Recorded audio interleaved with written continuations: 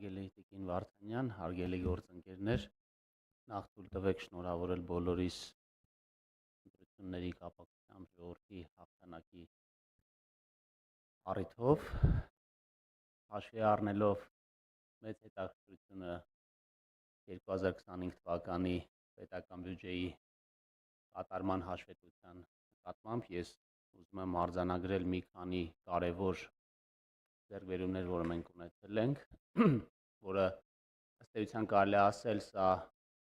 մի կողմից 2025 թվականի պետական բյուջեի կատարման հաշվետվությունն է, բայց նաև մենք խոսենք այն ձեռքբերումների մասին, որ մենք ընդհանուր առմամբ ունեցել ենք 2021 թվականից հաշվի առնելով քաղաքական շրջափուլի ավարտը։ Այսպիսով 2025 թվականին արձանագրել ենք 7.1% տնտեսական աճ, միջինում ունեցել ենք 7.9% տնտեսական աճ, 2025 թվականին հարկաբյուջետային ազդակը եղել է թույլ զսպող, չեզոքին մոտ և քաղաքականությունը ուղղված է եղել տնտեսության դիմակայունության ամրապնդմանը ու աճի ներուժի վարձատրմանը։ Եթե նայենք ծախսերի կառուցվածքին, ապա պետք է մեծ ուրախությամբ արձանագրենք, որ 2021 թվականից 2025 թվականը մենք կայուն ձևով մեծացրել ենք կապիտալ ծախսերի մասնաբաժինը 3.1%-ից հասցնելով 6.2%-ի, սա շատ էական ձեռքբերում եմ համարում և միաժամանակ կարողացել ենք ընթացիկ ծախսերի աճը զսպել և նվազեցնել այն 25.9%-ից նվազեցնելով մինչև 23.1%։ Սա կարծում եմ ևս շատ էական ձեռքբերում է և կարելի է ընդհանուր առմամբ համարել, որ հարկաբյուջետային քաղաքականությունը այս իմաստով եղել է բավականին հաջող։ Նշեմ նաև, որ կապիտալ ծախսերի աճը հիմնականում ուղղվել է մարդկային կապիտալի, անվտանգային և տնտեսական ենթակառուցվածքների զարգացմանը։ Մյուս կարևոր ձեռքբերումը, կարծում եմ, հարկային եկամուտների առնչացիկ աճն է, և մենք կարողացել ենք 2021 թվականի համեմատությամբ ունենալ 1.1%-ային կետով հարկեր հնարահարաբերակցության բարելավում, որից 0.6%-ային կետը արձանագրել ենք 2025 թվականին և նոմինալ աճը կազմել է 334 միլիարդ դրամ, ինչը ևս բավականին բարձր ցուցանիշ է և դրանով ենք կարողացել ապահովել կառավարության 21-26 թվականների ծրագրով նախատեսված գրեթե բոլոր թիրախների արդյունավետ իրականացումը։ Այստեղ նաև հարկ է նշել, որ բարելավման 0.7%-ային կետը բաժին է ընկնում ավելացած արժեքի հարկին։ Կարևոր ցուցանիշներից է նաև պետական բյուջեի պակասորդը, որը միջինում այս ընթացքում կազմել է 3.2%, մեր միջին մակարդակին հավասար, և 2025 թվականին, թեև մենք պլանավորել էինք 5.5% պակասորդ, մենք ունեցել ենք 3.7% պակասորդ 2024 թվականին հավասար։ Սա մեզ հնարավորություն է տվել նվազեցնել պարտքի մասնաբաժինը ՀՆԱ-ում և 48%-ից պարտ ՀՆԱ ցուցանիշը նվազեցնել 47.3%-ի։ Այստեղ տեսնենք նաև, որ 21 թվականից հետո 60.2% պարտ ՀՆԱ հարաբերակցությունը նվազեցրել ենք 47.3%, սահմանելով այնպիսի մակարդակում, որը հնարավորություն է մեզ տալիս ունենալ բավարար ֆիսկալ տարածք ցանկացած հնարավոր շոկին արդյունավետ դիմակայելու համար։ Այնուհետև նաև կխոսեմ դրա կառուցվածքի մասին, որը նույնպես էական կարևորություն ունի։ Եվ այսպիսով կապիտալ ծախսերը գերազանցել են բյուջեի պակասուրդը 283 միլիարդ դրամով եւ հարկային եկամուտները գերազանցել են ընթացիկ ծախսերը 112 միլիարդ դրամով։ Ինչու եմ սա նշում, որովհետեւ շատ տարբեր տնտեսագետներ խոսում են նրա մասին, որ մենք պարտք ենք վերցնում ընթացիկ ծախսեր անելու համար, այս ցուցանիշները վկայում են նրա մասին, որ դա շատ հեռու է իրականությունից նման պնդում։ Հիմա մի փոքր խոսեմ արտաքին զարգացումներից, ինչ իրավիճակում ենք մենք գտնվում այս ընթացքում։ 2025 թվականը աչքի է ընկել աճի թույլ տեմպերով աշխարհում եւ գնաճի աստիճանական թուլացմամբ եւ դրամավարկային քաղաքականության մեղմացմամբ, թեև արդեն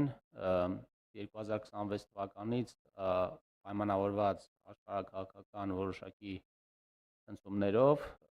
գնաճը արագացել է, Ամերիկայի Միացյալ Նահանգներում այն հասել է 3.8%-ի, Եվրոգոտում 3%-ի, Չինաստանում 1% է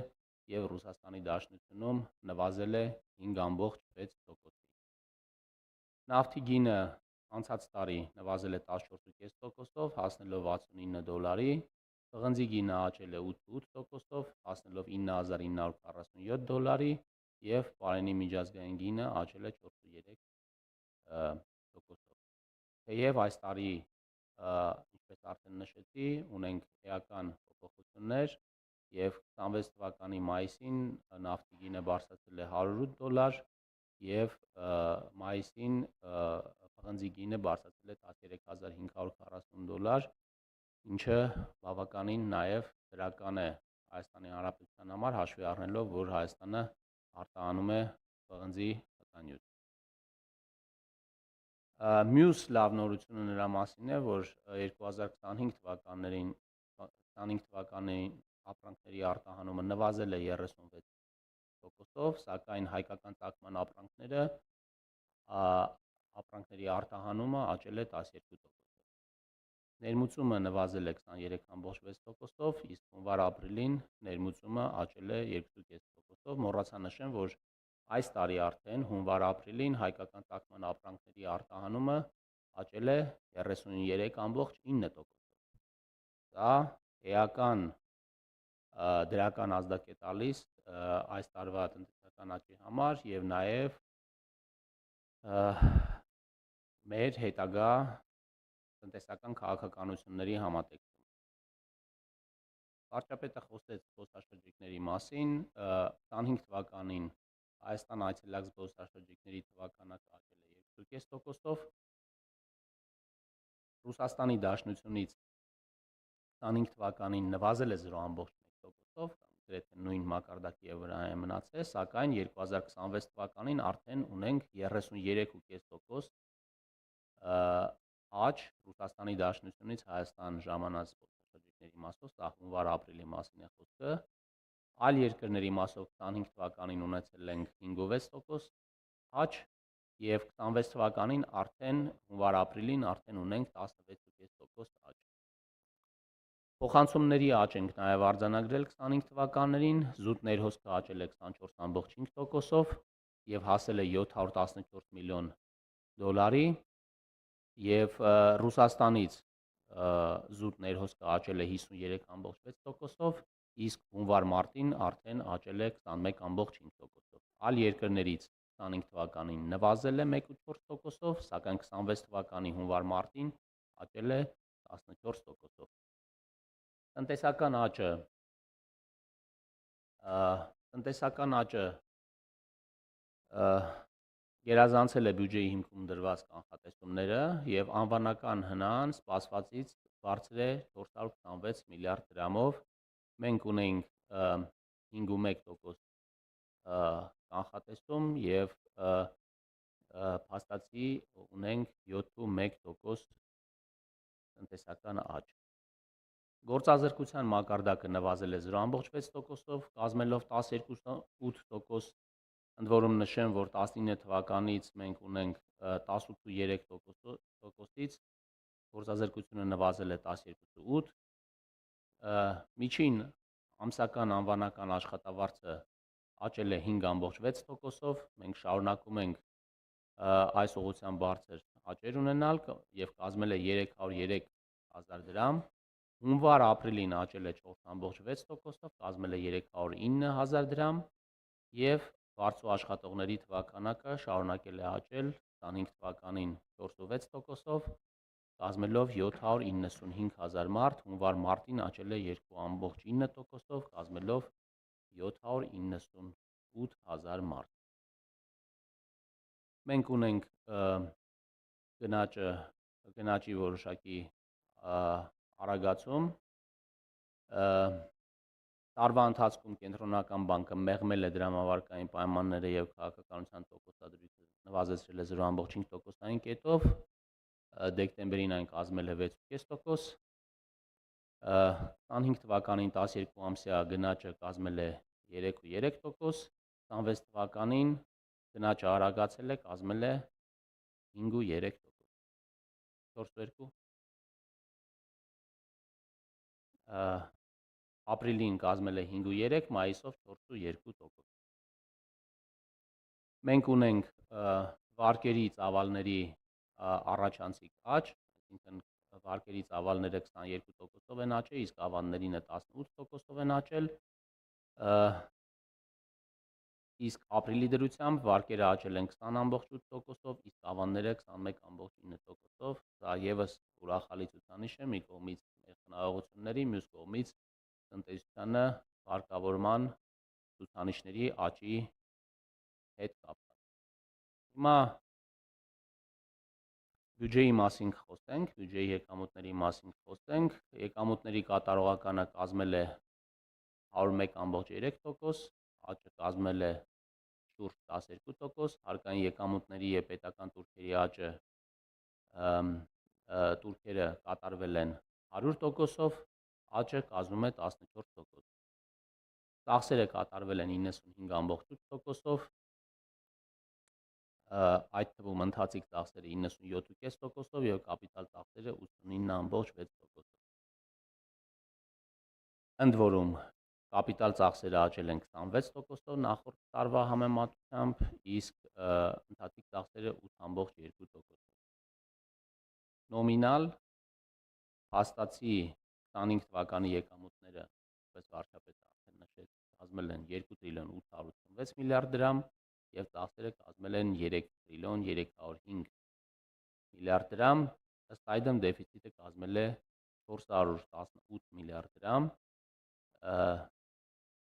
պլանավորված 601 միլիարդի փոխարեն։ Սա այն հանգամանքն է, որը թույլ է տվել մեզ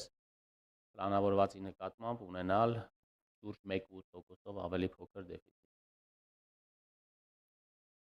Ունեցել ենք նոմինալ առումով 145 միլիարդ դրամ աճ կապիտալ ծախսերի ուղղությամբ, որը ուղղվել է պաշտպանության, հանրակրթության և նախադպրոցական հաստատությունների հիմնման և ճանապարհային ցանցի բարելավման ուղղությամբ։ Հատկանշական է նաև, որ ներքին ռեսուրսների հաշվին իրականացված կապիտալ ծախսերը աճել են 32%-ով, 157 միլիարդ դրամով և արտաքին աջակցությամբ իրականացված ծրագրերը նվազել են 15,7%-ով։ Ընդամենը գնումներում մեկ աղբյուրներից գնումների կշիռը նվազել է 3,1%-ային կետով, մեկ աղբյուրից գնումների գծով